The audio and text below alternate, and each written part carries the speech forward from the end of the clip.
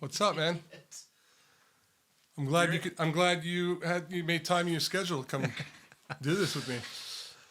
Well, this makes sense because we have a new producer, don't we? We do. I mean, this is really not for our new producer. This is for you because I don't want to hear it anymore. To move the microphone closer to my mouth. Get that thing off. I can't look at you. Get it off. Dude, this is the way that it's done in the business nowadays. Come on. No good? Have you clapped us in yet? I sure did. Are you going to leave that appendage the whole time? Ah, man. Dude, welcome back. By the way, these are awful. Are they too small? Well, they're just, I don't like it. You don't like hearing yourself? No. I can hear myself too much. Turn it down. Which one is it? Yeah, the master. Okay. Better? I guess so. It's weird. I know. Dude, Yeah. I mean, this is, if we're going to get to Joe Rogan's status, we have to wear the cans. Everybody knows that. Okay? There you go. That's Rogan. the goal. For Rogan. Listen, we're up in our game here, and I know I'm gonna have to get used to Yeah, I'm gonna turn you down to the earphones. But we also have a new producer. Yeah, and for those who are curious, we didn't fire Charlie. There was a lot of pressure to fire Charlie, but instead we promoted him. And this is something I've learned in leadership. Mm-hmm. Sometimes the easiest play is to just promote the problem and worst leader, and then move a new person in under that person. Terrible leader. Thank you. So you agreed with the decision, by the way. Well, I only agreed because it was easiest. I like Charlie. You like keeping him around. I like keeping him around. Yeah, we weren't ready to, again, can the guy. But we do have a new producer, and his name is Miguel. Everyone say hi to Miguel. That doesn't make sense. That's the worst. The worst introduction to a new employee. I meant to say, Miguel, do you have this? I mean, can we hear you? Hey, team. Oh, yeah. Wow. You got him. Okay. We're live. All right. Wow. Love it. Wow. So here's the caveat. We promote Charlie. Yep. Miguel now has to take on some more responsibility, which he's vehemently against. He doesn't want it. He doesn't want the job, but he knows He also hates Charlie. So, well, who doesn't? So good point. Yeah. So Miguel, what's it like working for Charlie? Just in a sentence. I think he's on the couch sleeping right now, actually. Of course he is. That tracks. That's what he does. Guys, I'm getting blown up here. This is... I'm gonna ask Miguel, our new producer, to come in here with a chainsaw and just cut your arm off and get rid of this watch. So this is new. Yeah.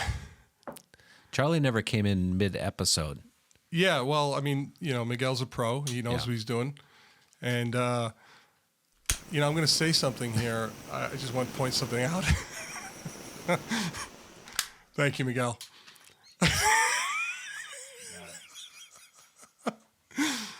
I just want to point something out.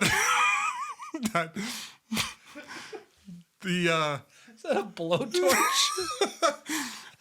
I just want to point something out that it took us getting a new producer to finally address the smell that's in this room. Is that why this is closer to me? Exactamundo. You got it. You asked for this? Yeah. I couldn't bear it anymore. And so this is in case you have any more Accidents. incidents. Incidents. We have the candle emanating Sure. a beautiful lavender aroma. It is weird hearing you so loud in my ears. Mm-hmm. I wish our producer would turn you down and him up, but Yeah. I'm guessing he's worthless as well. I mean, he's right here. He could have at least leaned away from the mic to say that, right? Is he on the mic too much? Yeah, I think so. Maybe. He's talking about you. Oh, am I on the mic too much? Oh, I think we're okay. I think we're good. okay. Why? Am I clipping in there? This is no longer an episode. This is all we're just tweaking our audio levels. Trial and error. All right. Hey, let's get down to business here. Okay. Today was a big day. You faced how many fears in one shot? Quite a few. List them. Quite a few. List them out. Okay. Well, let's talk about what we did first. We did a legitimate, proper polar plunge, right? Yeah, as you said, we plunged in the wild. So this is not go to the gym and do cold exposure. This is not your controlled environment. No. You're talking in the middle of the Minnesota wild. Yep. Right? There was a bald eagle right next to us, right? I didn't see it. Oh, you didn't see it? Okay. No. well, who saw it? Rach. Okay. Well, we're going to have Rach on at some point in to the verify. podcast. Yeah. So we're in the wild. Yeah. And we brought an expert out, Mark. We did. My friend Mark is an expert plunger. Yeah. He's going to help us along this process. And it's happening, people. So he brought his gigantic saw and cut a hole for us today. Yeah. On the lake. Mm-hmm. Fear number 2 for you is exactly that, lakes. Yeah. Yep. So the fact that we were doing this at a lake was a big deal. You know, I don't like the muck under my feet. Yeah, is that why you got those clogs? Well, from yeah, we had Walmart? to go to Walmart. I had to get shorts that look ridiculous. I look like I should be directing traffic. It was a bright yellow. Yeah, short. What kind of choice was that? And then what's with the tights, man? You had because I was concerned. I did this once before at a gym, and when I was in the plunge, everything hurt to the point where it felt like it was going to fall off. Okay, everything. Got it. Okay, so I get it. You get all right. So that's why you had the tights on. Yeah, because I had to protect. Okay. Mm-hmm. The bottle's extra loud now for some reason. I don't know. Of course. Yeah. So the fear number 1, the lake and the muck. Okay. Yep. Fear number 2 was when I saw where Mark was cutting the hole. Shout out to Mark. Guy was fantastic. Incredible. The best in the business. Yeah. If you're looking to get exposed, Mark's your guy. Mark's the guy. And I saw where he was cutting this hole, and it was like a mile out into the lake. And I couldn't help but notice that as he was walking like a cartoon, the ice was cracking behind him. Well, me. Yeah, and him. Yeah, well, him too. Okay. Yeah. White lines as he walked, and you could hear it. Yeah. By the way, we have video of all this. Of course. We'll show it, but should we show it? Let's show them. All right. Spread out on your walk out. I'm breaking it.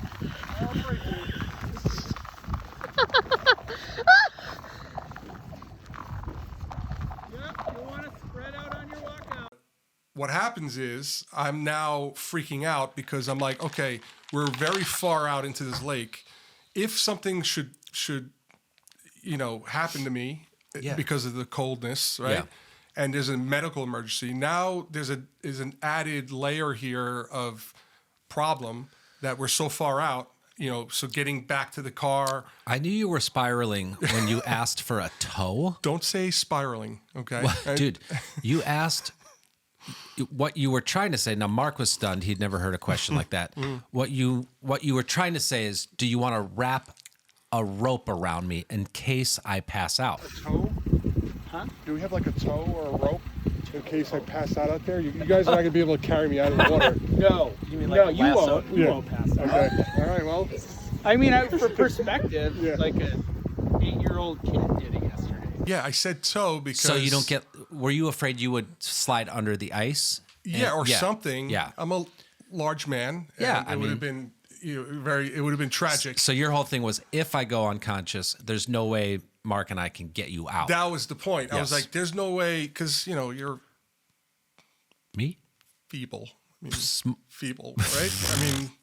I mean, it's not a big deal, Fit, but feeble. you're feeble, Yeah. So I was concerned if I went, if I had some sort of issue, you wouldn't be able to pull me out, right? Now I'm feeble because you're large, correct? Well, I mean, it was way before. Because I can't carry a 280-pound man. So So that was my concern. So now you're talking about a fear of the actual cold, a fear of the lake, a fear of being out so far and having a medical emergency, not being able to be pulled back in, right? Yeah. All these things were circulating. A fear of getting cold. You asked about hypothermia, recall? Short answer is I don't think hypothermia is an issue. Okay. I mean, otherwise I'd be getting What's it. the long answer? The long answer is like it's not, and I don't know why. The long answer is it's not an issue. Mark, was very kind enough to remind me. To give us both the short answer and the long answer. Yeah, and the short answer being, you're fat, so don't worry about it. Yeah, and then the long answer being basically the same thing. Mm-hmm. you have enough protection. Excuse me. Oh, Protection. wow, that's going through puberty on camera. But this is a testimony to how good Mark is at his job, because after me saying all this and thinking all this, he got me into the freaking lake, right? Well, you moved quickly. Once it was go time, you just slid right in there. Right man. in there, man. He's just already in. Okay, look at that. Scooch over there. How am I getting out of this? You just pop up. Ooh. Talk to me. Oh, this is the worst thing I've ever done. How bad? Like a stone. What was interesting is, as soon as I saw you go in with the shorts and the tights, and it was like, this dude you are killing it. Yeah. I froze. Well, I mean, this is a testimony to my bravery and grace under pressure. Right? You hear about bravery inspiring people. It had the opposite effect on me. I saw your bravery and it shut me down. Cowardly, right? Let me play out where it went next, because this might help. Okay. So Mark, being our coach, was in there, and I partly froze. I shouldn't have said froze. I was also giving you space to be coached, because I knew you were in need of it. You were in need of it. It was in those first few seconds where it's really important to breathe. And so I wanted you to hear from Mark without me making a big splash. Oh my gosh.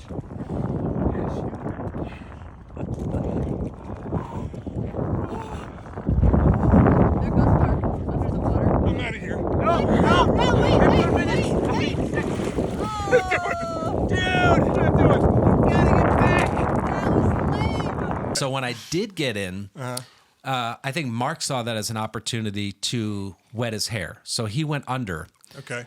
You saw that as an opportunity to escape. And so literally, you don't even know this. After Mark left, he said, I was preparing to coach him through his exposure, and he came up and you were already gone. 2 words. Tactical retreat.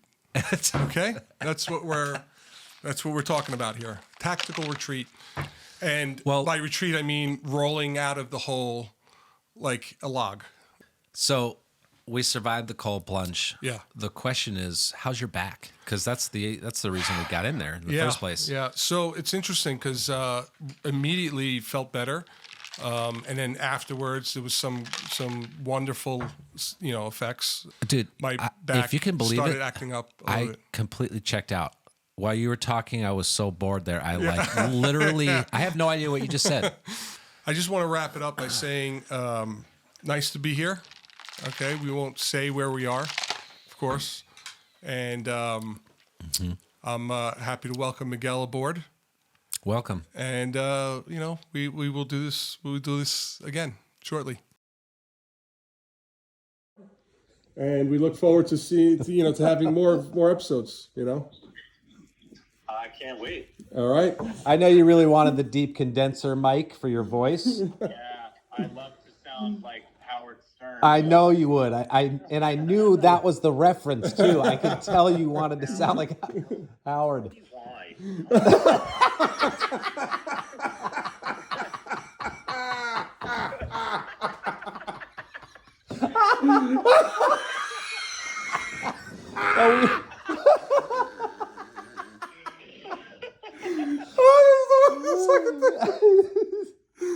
Oh my god!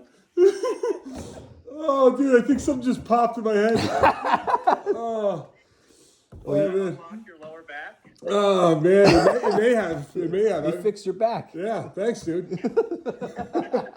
Well, Miguel, we appreciate the call, and we'll be in touch. And let's keep going.